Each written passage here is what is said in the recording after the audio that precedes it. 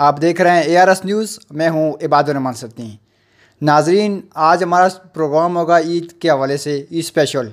आज हमारे साथ वो शख्सियत मौजूद होंगी जिनका ताल्लुक़ तहसील कोटली सतिया के गाँव सांठनवाली से है। इनको तो आप जानते होंगे, अक्सर आपने TV पे इनको देखा होगा।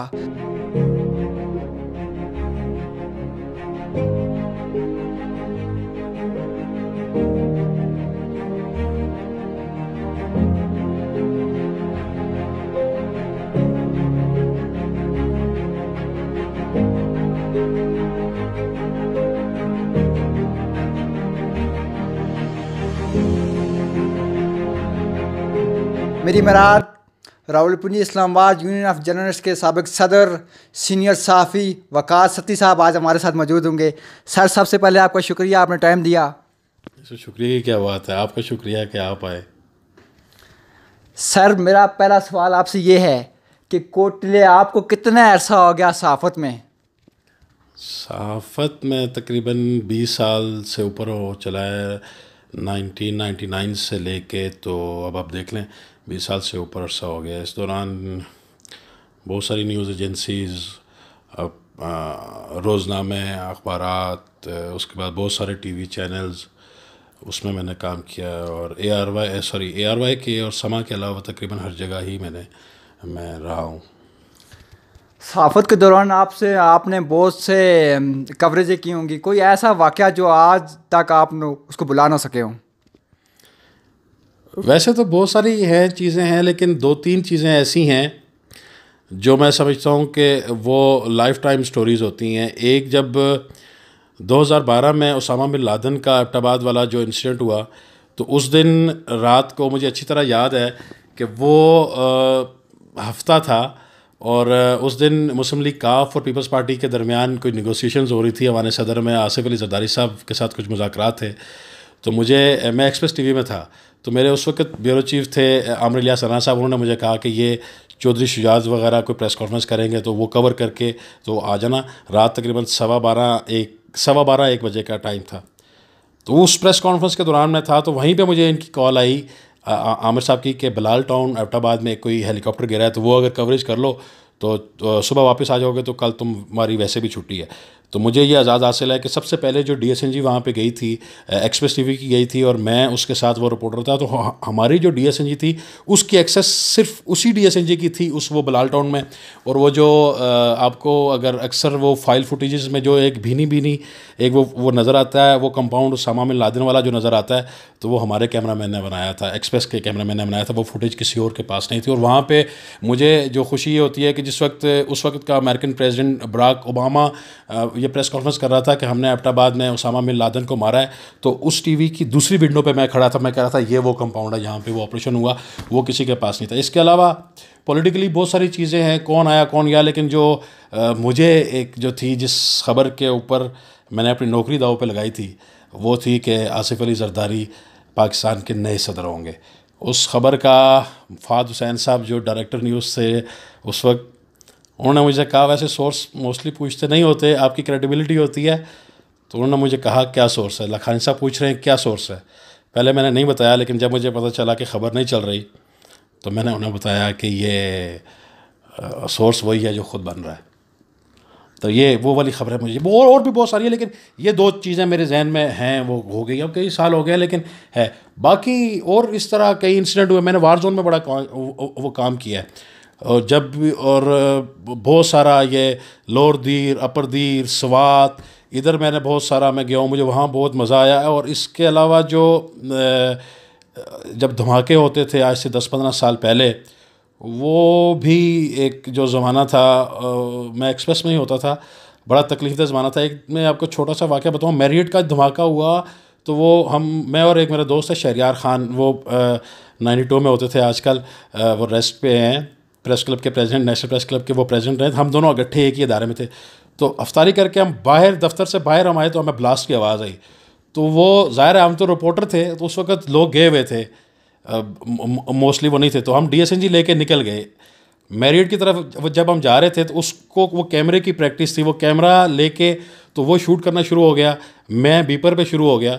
तो जो उस वक्त मेरियट की एंट्री थी ना, वहाँ पे मैं गया तो आगे अंधेरा था, तो किसी चीज़ के दरख्त सारे वो टहनियाँ टूटी हुई थी, तो किसी चीज़ के ऊपर मेरा पैर आया तो मेरा बॉडी का जो बैलेंस है वो आउट हो गया।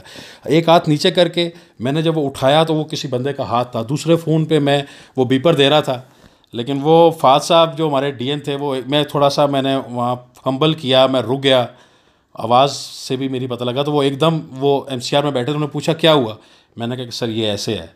और वो इतना मेरे जहन में खौफ हो गया कि जो खड्डा बना था ना वहाँ पे, वो मैं कह गया कि सैकड़ों फुट जो है गहरा वो खड्डा बना हुआ, तो वो काफ़ी अर्सा लोग मुझे छेड़ते रहे कि तुमने वो कहा कि सैकड़ों फुट वो खड्डा था, हालांकि इतना नहीं था, लेकिन मेरा वो कैपेसिटी ये थी कि, या जो मैं अपनी मेरी फीलिंग ये थी कि मैं लाशों के टुकड़े वहाँ पड़े हुए थे, ये एक दफ़ा नहीं कई दफ़ा हुआ, कई धमाके कवर किए हैं, तो वहाँ पे सारी जो है वो चीज़ें थी। और मैंने इन सारे सालों में मैंने इस काम को नौकरी समझ के नहीं किया, मैंने जुनून समझ के किया। आपके बारे में ये कहा जाता है कि आप प्रो पीपल पार्टी हैं और एंटी पीटीआई हैं, इस बारे में आप क्या कहते हैं? पीटीआई कल आई है, मतलब पीटीआई का और मेरा जो है हमारी उम्र सेम सेम है। मैंने जब खान साहब शौकत खानम के लिए फंड इकट्ठा किया करते थे, तो ये मेरे घर वाले इस चीज़ के गवाह हैं कि मुझे ख़ुद याद नहीं है कि मैंने शौकत खानम के लिए अपना खून कितनी दफ़ा दिया। मुझे जो जेब वो ख़र्च मिलता था वो मैंने शौकत खानम के लिए स्कूल लाइफ से मैंने शुरू किया था, और हमने कितनी दफ़ा दिया। बाद में भी खान साहब के साथ हमारा उठना बैठना ये सारा ठीक रहा, लेकिन आहिस्ता आहिस्ता जैसे ही वो गवर्नमेंट में आए और सारा कुछ आए, और जितनी बातें वो करते थे वो तो वो सारी लोगों की उम्मीदें टूट गई, मैं भी उनमें से एक था। मैं आपको बताऊँ, ये जब नई गवर्नमेंट आई है, आप कहते हैं ना कि जियो एंटी पीटीआई है, गवर्नमेंट बनने से पहले एक रिपोर्ट चली थी जो 48 घंटे पीटीआई के तमाम सोशल मीडिया के जो पेजेस हैं टॉप ट्रेंड पे वो रहा था। वो गुलजफर खान एक एमएनए बना था चाय बनाने वाला, उसको मैंने उसके होटल पे जाके सबसे पहले शूट किया था, जिसके बाद मुस्लिम लीग नून वालों ने कहा कि ये तो स्मगलर है, ये करोड़पति है, ये वो है, लेकिन वो गलत बात थी। उसको मैं गया था वहाँ पर कौमी असम्बली में, तो उस वक्त जो नए नए एमएनए बन के आए थे वो अपनी वहाँ पे कार्ड्स बना रहे थे, इनकी वहाँ वो तस्वीरें बन रही थी। तो मैं गया था सदाकत आबादी साहब के लिए, उन्होंने मुझे कहा था कि मैं आऊँगा। वो मेरा सदाकत साहब के साथ सियासत से हट के भी ताल्लुक़ है, आज से नहीं है, कहीं ऐसा पुराना है। तो वहाँ पे हम खड़े थे, तो एक बंदे ने मुझे कहा, आम बंदे ने, कि यार ये कार्ड बनाना है किधर। मैंने कहा तुम कौन हो? उसने कहा मैं नहीं हूँ, लेकिन ये मैंने है। उस बंदे के जो कपड़े थे वो बिल्कुल ऐसे थे जिस तरीके से कोई मजदूर होता है। मैंने कहा ये मैंने कहाँ का है? उन्होंने कहा ये बाजोड़ का है मैंने। तो मैंने कहा ये लगता है, उसने कहा ये तो चाय बनाता था। जब उसने कहा चाय बनाता था, ज़ाहिर है रिपोर्टर का एक जो सिक्स सेंस होती है वो यही होती है कि चौंक जाए जो बंदा, या वो ख़बर है, और जो आप विजुअल्स का ये है कि जहाँ पे आपकी नज़र रुक जाए वो विजुअल है। तो मैंने उसको देखा, मैं कहा कहाँ चाय बनाते थे? उसने कहा मैं तो पिंडी में बनाता। मैंने कहा मेरे साथ चलोगे वहाँ पे? कहते हाँ चलूँगा। वो कार्ड शार्ट तो उसका वहीं रहा, मैं उसको साथ गया लेके, तो सीधा उसी होटल पे गया, वो सारा मैंने शूट किया, और बड़ा अच्छा एक उसको मिला। हालांकि मैं तो उसको ख़बर के लिए मैंने किया, बाद में मुख्तलिफ पीपल्स पार्टी भी, नून लीग भी, इन्होंने कहा कि ये है, फिर बहुत सारे टीवी चैनल्स ने कहा। बाद में मुझे गुलजफर ने कहा तुमने मुझे पागल कर दिया, मुझे पूरी दुनिया का मीडिया फ़ोन कर रहा है, अब बताओ मैं उसको क्या करूँ, मुझे करो। लेकिन वो अल्लाह का शुक्र है कि वो ठीक थी। प्रो पीपल्स पार्टी जहाँ तक बात है ना, मैं पीपल्स पार्टी को पहले दिन से, जिस दिन मैंने जर्नलिज्म शुरू की थी, या पहले महीने से, वो लकीली जरदारी साहब उन दिनों एहतसाब अदालत होते थे, कोई बंदा जाता नहीं था। मैं एक ट्रेनी रिपोर्टर या जूनियर रिपोर्टर के तौर पे मैं वहाँ गया, और उनके साथ एक मेरी जहनी हमांगी हो गई। और फिर एक वक्त वो आया कि कोई बंदा उनसे अगर कोई सवाल करे तो मैं उनका फेस एक्सप्रेशन देख के मैं बता सकता था कि इनके दिल में क्या, और ये अभी क्या कहेंगे। अल्फाज के साथ खेलना, लोगों की नफ्सियात को समझना, और हर बंदे की जो मेंटल फ्रीक्वेंसी है उसके ऊपर जाके बात करना और उसको मुतमईन करना, आसिफ अली जरदारी से बेहतर कोई नहीं जानता। अब वो थोड़ा वो बीमार हैं, वो सारा कुछ है, लेकिन यही चीज़ आहिस्ता आहिस्ता उनके बेटे में ट्रांसफ़र हो रही है। वो भी बहुत ज़्यादा शार्प है, बहुत ज़्यादा जो है वो चीज़ों के साथ इन्वॉल्व होते हैं, और बहुत उनकी रिसर्च, उनकी स्टडी बड़ी है। ये जो तस्वीर हम देख रहे हैं, ये तस्वीर तो आसिफ अली जरदारी साहब की नज़र आ रही है। ये तस्वीर कब की है, इसके बारे में क्या बताना चाहते हैं आप? इबादुर रहमान साहब, ये तस्वीर है, मेरा ख्याल है कि 2008 का है। 2008 में, फरवरी में इलेक्शन हुए थे, इलेक्शन से पहले की, मैं जनवरी 2008 जनवरी की ये तस्वीर है। जरदारी हाउस है ये, और उधर जरदारी साहब ऊपर से जब नीचे अपने घर से नीचे आ रहे थे तो लोग बैठे हुए थे काफ़ी, तो अमाम जामन लेकर आई ये रुखसाना बंगश, उनकी जो पीएस। तो जब बांधने लगी तो मैं दौड़ के आया, तो मैंने कहा मैं बांधूँगा। तो उनकी मेहरबानी के इनको तो के नज़दीक वो कोई नहीं जाता, तो मैं हाथ लगा लेता हूँ, मिल लेता हूँ, वो भी प्यार कर लेते हैं। तो मैं उन्हें अमाम ज़ामिन बांध रहा हूँ। ये 2008 के इलेक्शन से पहले के 18 फरवरी 2008 को इलेक्शन हुए थे, ये जनवरी 2008 की तस्वीर है। इस तस्वीर के बारे में आप क्या बताएंगे? आज ये जो हैं ये मेरे पीर साहब हैं, और पीर सूफ़ी अब्दुल गनी साहब इनका नाम था, और ये इनका मज़ार आर्मी हाउस की बैक साइड पे गुलिस्तान कॉलोनी पिंडी में है। इनके साथ मेरा तारुफ यह है कि मैं बचपन से गूंगा था, मैं बात नहीं कर सकता था, और मेरी दादी मुझे इनके पास, इनका ताल्लुक़ हमारे गांव से ही था, तो मेरी दादी इनके पास मुझे अक्सर लेके जाती थी, क्योंकि मैं उनका एक ही उस वक़्त पोता था। तो मुझे याद है कि उन्होंने कहा जी मेरा एक ही पोता है, ये बात नहीं कर सकता, तो इसको कोई जो है ना आप दुआ करें, कोई दमशम करें। 2-3 दफ़ा हम गए, तो एक दफ़ा उन्होंने कहा कि तुम इसको ले जाओ, तो मैं नहीं पता कि ये अपनी ज़ुबान से रोज़ी कमाएगा। और उसके बाद ये 86 में इनका वसाल हुआ था। तो ये है कि मेरा इनके साथ, उसके बाद मेरे घर वालों का तो था ही, लेकिन मेरा भी इनके साथ रूहानी ताल्लुक़ बहुत ज़्यादा हो गया। आप अभी जियो न्यूज़ से मुंसलिक हैं, तो कहा जाता है कि जियो न्यूज़ मुल्क दुश्मन चैनल है, इस बारे में आप क्या कहते हैं? ये वैसे ही है जिस तरीके से आप कहें कि दिन को रात और रात को दिन कहें। मुल्क दुश्मनी का पहले हमें यह देखना है कि डिटरमिन कौन करेगा कि मुल्क दुश्मनी क्या है। 2 चीज़ें पहले आप अलग करें, एक होती है रियासत, एक होती है हुकूमत। हुकूमत में लोग आते जाते रहते हैं, ज़रूरी नहीं है कि आपकी और मेरी हर हुकूमत के साथ लॉयल्टी वही हो, लेकिन रियासत के साथ लॉयल्टी आपकी रहती है। रियासत के साथ अगर आप लॉयल नहीं हैं, मुखलिस नहीं हैं, तो वो मैं समझता हूँ कि वो है लेकिन जहाँ तक पाकिस्तान की तामीर और तरक्की, लोगों को शऊर देने और आज़ाद मीडिया का ताल्लुक़ है, वो इसका बानी जियो है। आपको पता है जियो को लाइसेंस जनरल मुशर्रफ ने दिया था। जनरल मुशर्रफ के दौर में सारा जब इलेक्ट्रॉनिक मीडिया आया तो ये पहला चैनल था। उसके बाद कोई भी हुकूमत उससे खुश नहीं रही। हालांकि हुकूमत किसी भी मीडिया मालिक के लिए, अब आप छोटा सा चैनल चला रहे हैं ना, आपके लिए सबसे आसान काम क्या है? सबसे आसान काम यह है कि जो हुक्मरान हैं या जो मुंतखब लोग हैं या जो नज़र नहीं आती ताकतें हैं या जो रियासत है उसकी चापलूसी करें आप। सबसे आसान काम ये है, उससे आपको पैसा भी मिलता है, आप के मुहब्बे वतन भी होते हैं। ये सारा काम सिर्फ मीर शकील उर रहमान क्यों कर रहा है? मतलब कि अगर ये हर हुकूमत के साथ, पीपल्स पार्टी के साथ उसकी दुश्मनी, नून लीग के साथ उसकी दुश्मनी, PTI के साथ उसकी दुश्मनी, फ़ौज के साथ उसकी दुश्मनी, इस्टेब्लिशमेंट के साथ क्यों? सबसे आसान काम है ना। मैं जो समझा हूँ, मुझे 6वां-7वां साल शुरू हो गया है कि वो मीर शकील उर रहमान अपना ज़मीर नहीं बेचता। वो किसी के कहने पे दिन को रात और रात को दिन नहीं कहता। यही इमरान खान साहब थे जिसको पहुँचाने में इस जो है ना, ये इसको कहते हैं गुनाह बेलज़्ज़त, इसमें जियो और मीर साहब का बहुत बड़ा किरदार है। इमरान साहब को वो खुद कहते हैं कि मुझे यहाँ पहुँचाने में जियो का बड़ा किरदार है, और आज कल जो ठीक था आज गलत हो गया। ये कैसे हो सकता है? ये जो लोग कहते हैं कि जियो जो है वो प्रो मुस्लिम लीग नून है, तो मेरा ख्याल है कि अभी वो लोग ज़िंदा हैं जिनको पता है कि मुस्लिम लीग नून के एक दौर में जंग अखबार एक सफ़े के ऊपर आ गया था। उस वक़्त क्या हुआ था? पीपल्स पार्टी के दौर में, मैं ख़ुद इस चीज़ का गवाह हूँ, क्यों मैं उस वक़्त यहाँ नहीं था, जियो में मैं नहीं था, लेकिन मैं ख़ुद इस चीज़ का गवाह हूँ कि एक प्रोग्राम चलता था कामरान साहब का, आज कामरान खान के साथ, जियो आज कामरान खान के साथ। उस प्रोग्राम देखने के बाद पता लगता था कि अगले घंटे वो हुकूमत चली गई। लेकिन आप देखें, टाइम फ्रेम देते थे कि गवर्नमेंट कब सर वो सारी बात देती थी, लेकिन वो खुद नहीं देते थे ना। ठीक है, पीपल्स पार्टी का उसके साथ क्या, पीपल्स पार्टी ने क्या कहा? अब आपने कहा ना कि आप प्रो पीपल्स पार्टी क्यों है?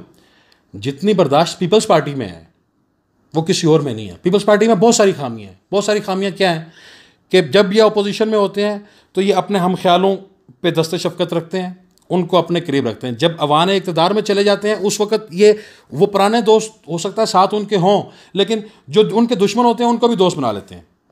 मैं इनका कई लोगों का मैं आई विटनेस हूँ। मैं जब एहतसाब अदालत में ज़रदारी साहब के पास मैं उनकी कवरेज के लिए जाया करता था, जो लोग आते होते थे तो हमें पहले पता होता था कि इसने आज या कल परसों इसने क्या क्या छापा है। लोग झूठ बोलते थे आके कि मैंने ये किया, लेकिन जब वो गवर्नमेंट में आया तो हमने देखा वो सफ़े अव्वल में बैठे हुए थे। आपको पता है ये डॉक्टर शाहिद मसूद है, इसको यहाँ तक लाने वाला कौन है?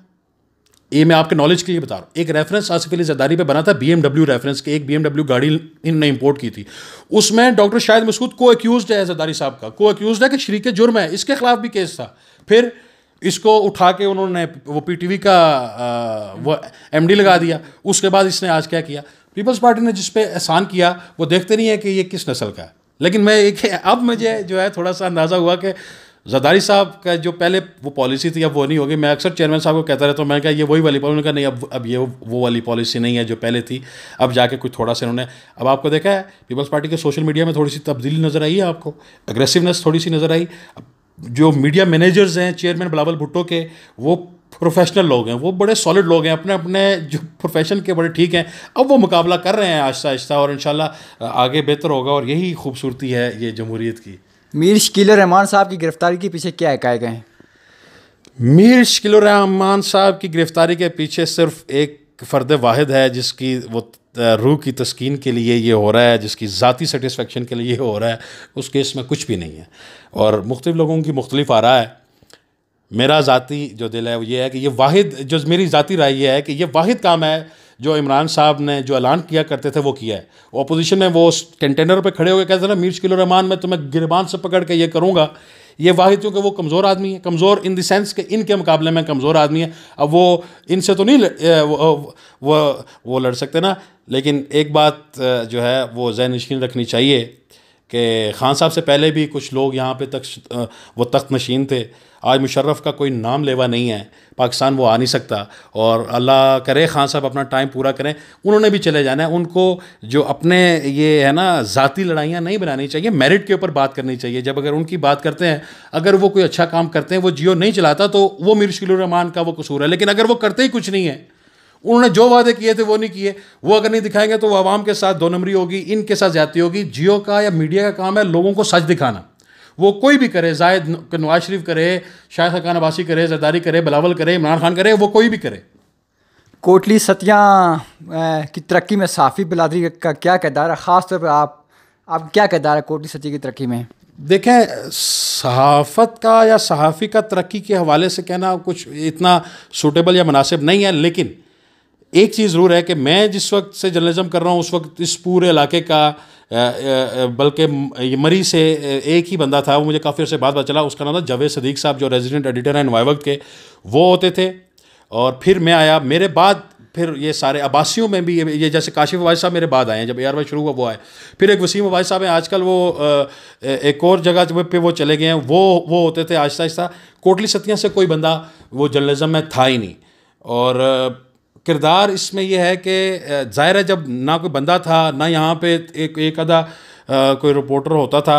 हालांकि एक मैगज़ीन मुझे याद है 25-30 साल पहले यहाँ से एक आबशार निकला करता था, उसमें लोग लिखा करते थे और वो ऊपर तक बात जाती थी। अब जाके ना गुज़िश्ता 8-10 सालों में वो भी ये सोशल मीडिया की वजह से थोड़ा सा ये वो प्रोमिनेंट होना शुरू हुआ है। और मैं समझता हूँ कि यही वो मीडियम है। अभी लोगों को पता नहीं है कि सोशल मीडिया है क्या, इसको डील कैसे करना है।